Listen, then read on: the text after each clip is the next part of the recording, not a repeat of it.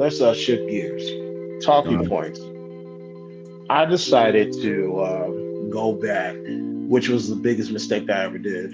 Go back and look at old contents, particularly Fight Club, and I want to let everybody know, to you content creators or you panel hoppers, please don't go back and look at your old shit. Just don't do it. Some of y'all takes have aged terribly. Like, please don't do it. Now, I went back to that. I only had one real argument on this space. That was between me and you, with actually 2-on-1, you, JP versus me. It was Father's Day. It was a Fight Club before Father's Day. Okay. There was something that you said in there before I got on the panel. Yeah. Okay, because you brought up the idea of what if, when it comes to equality or some states or something like that, what if a burglar breaks into the house? Please remind people in 2023 who created that, who's the originator of that talking point. What the which part? If a burglar breaks into the house, who's going downstairs to protect the family, the man or the woman? The man. Yeah, but see, I remember there's two individuals, no need to bring their names up. They rolled their eyes when you said that, because I guess they're tired of hearing that talking point. And you came off the mic, you said, hold on, motherfucker, I'm the originator of these talking points. So all the shit that you guys are hearing, I created that. You motherfuckers got that from me. So I have the license and the right to say whatever talking point I want to say because I'm the originator. Yeah.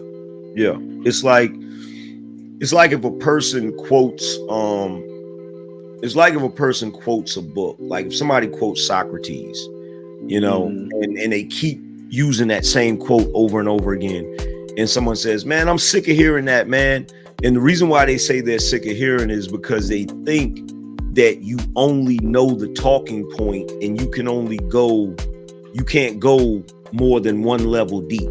Like, you know the talking point, but you can't expound upon it. You know what I'm saying? Right. But you can't say that to Socrates because he's the one that came up with the talking point from his original thought. So if you asked him to go into detail about it, he could go into further detail. So whenever I hear guys say, I don't want to hear these YouTube talking points, it really annoys me because the guys that originated those talking points, they can expound on it. If you want to tell them, hey, look, I don't really understand that talking point. Can you go a little deeper? They can go deeper into it. Like the talking point about, that was a few things that I said. I used to say to women all the time when I first got on YouTube, because they would be arguing about who should be in charge of the household. And I had one video where I broke it down. In fact, I think it was a top 10 video. I said the top 10 reasons why men are supposed to be in charge.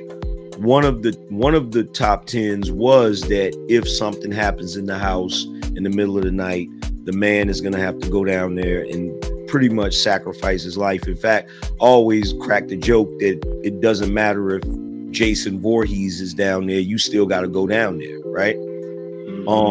Another talking point that I used in that same video that I use often with women is I'll ask them, I'll say, let me ask you a question. If we're in a relationship and we're driving down this road in the middle of the night and there's nothing on either side of the road, it's just a 2-lane road, and on either side is nothing but woods and it's raining.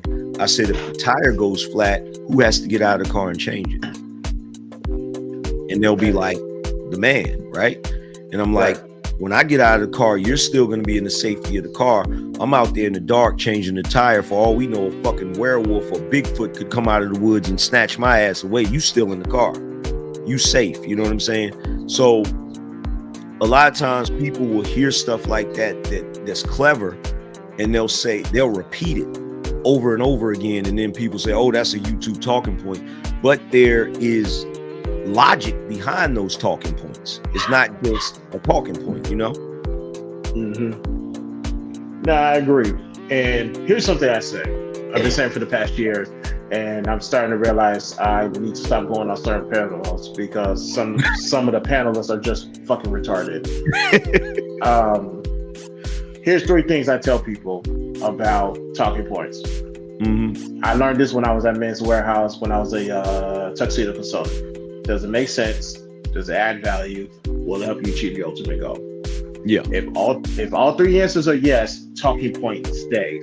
Talking point has credibility. Mm-hmm. Now, there you go. I introduced this yesterday. I'm going to start a new segment where I'm debunking YouTube and Clubhouse talking points. I started yesterday with Black Femicide, just to give example, because I could do that off the top of my head. Women say Black women are being killed once every 5 hours. Yeah. And I said, do the math. And that didn't work out for them, so they switched it to once every 4 hours. I said, okay, if you look at the number, it's gonna come down to 1,440. So I tell them, define homicide. What all qualifies as homicide? It's not just a man killing you or from the bare hand. There's vehicle homicides. There's other forms of homicide right there. And guess what? All of that is not done by a Black man. Mm-hmm. So that defeats that point. And just to piss them off even further, I said, let's test this theory out. 27.2 million Black women in the United States of America. I tell them, do 1,440 divided by 27.2 million, and you're going to find out you have a better chance of being eaten by a fucking shark than being killed by a Black man. Facts. That's facts. So I tell them, does your talking points, Black femicide, does it make sense? No. Will it add value? Nope. Is it going to help you achieve your ultimate goal? Based off that premise, rest in peace to the Black femicide talking point. What's your thoughts on that?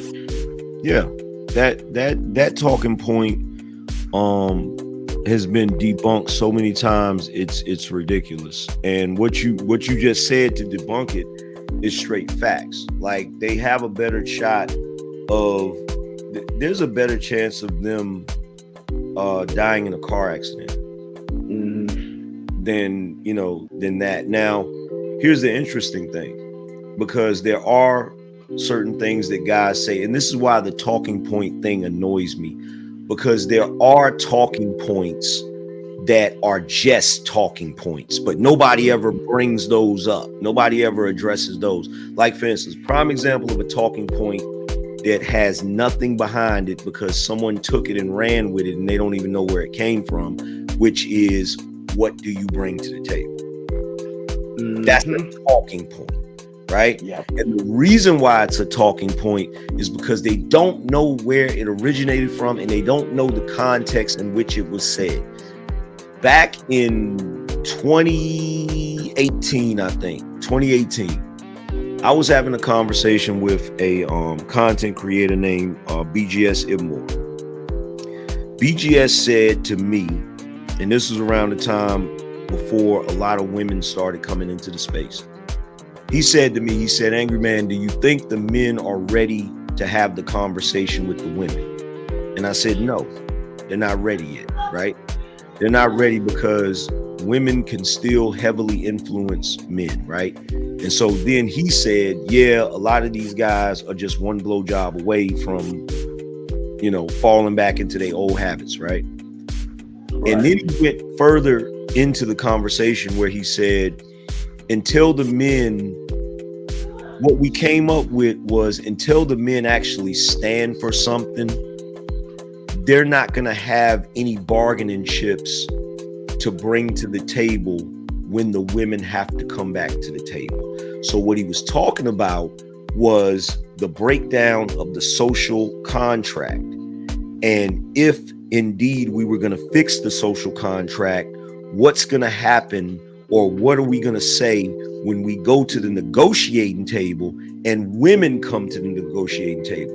What are we going to trade for this or that? What can we offer them to get them back on track to doing the traditional stuff that women do? That's where that came from. So what happened is dudes took that, and now when they talk to women, they say, what do you bring to the table? It's taken totally out of context. So anytime I hear somebody say, what do you bring to the table? You know, it's funny because that talking point has been taken completely out of context, you know? That's interesting because I appreciate that. I'm definitely going to make sure when I clip this part, this definitely makes it ground, so people need to know. And it got so bad to the point with that, I tell fellas, please don't, they will say that verbatim without doing, like you said, without knowing the context. Like when I did my marriage series, particularly part 2 of the marriage series, I said, avoid asking stupid ass questions like, what do you bring to the table? Yeah. Granted, that question still needs to be answered. You need to find another way on how to verbalize that, because it when I came into the side of YouTube, that talking point has been ran through the mud. And I could listen to it. I could sit back and say, okay, maybe I can tweak this here, and maybe I can make it sound better, and I can provide context. But it's grown legs of its own and took off flying. So I tell brothers, stay away from saying that talking point. Still have that question answered at the during your first 3 dates, but don't say it verbatim. Like, I tell them, do this. Why don't you tell this woman what you've been doing, what you want to do in the next 5 years, what you want to do in the next 10 years, what you've been doing before you guys met. And that way you can also tell her where you see her within the next 5 or 10 years. What plans does she got what's her plans? What does she want to do? And the crazy part is this is coming from a guy who's a pure introvert. And it's that I gotta tell a bunch of grown ass men how to talk to women. Yeah. And see, my thing is, I look at it like this. I'm old school, so the way I look at it is, if you're meeting a woman for the first time, you're not really asking her what she's gonna do. What you're doing, because you're the man and you set the tone, you're basically presenting what you are. So you're saying, look, this is how I get down. I do this, I do that, blah, blah, blah, blah, blah, blah, blah, right? So right then and there, that woman should feel obligated to step up to your level. If she's not obligated to step up to your level, then guess what? You just vetted her and realized that she's not worth your time. So there's never no point where you really need to say out of your mouth, what do you bring to the table? Because it's about showing and proving. You know what I'm saying? So as a man, you're going to show what you do, and then she's going to show you who she is. You feel what I'm saying? Now, of course, there's little caveats. She may be doing something that you don't like, and you set a boundary, and you say, well, look, that's not cool with me. You know what I'm saying? If you're going to do that, we can't be together, you know? Right. But so far as these dudes that meet a woman on the first date and they're asking her what she brings to the table, that's fucking ridiculous. Yeah, I've been an introvert all my life. Hell, I'll openly admit, granted, I'm married 6.5 years. My wife and I will be together 10 years on August 1st. I still get nervous when I talk to people, especially the opposite sex, depending on what I want from them. But the fact that I, of all people, have to tell men how to talk to women, I find that fucking troubling.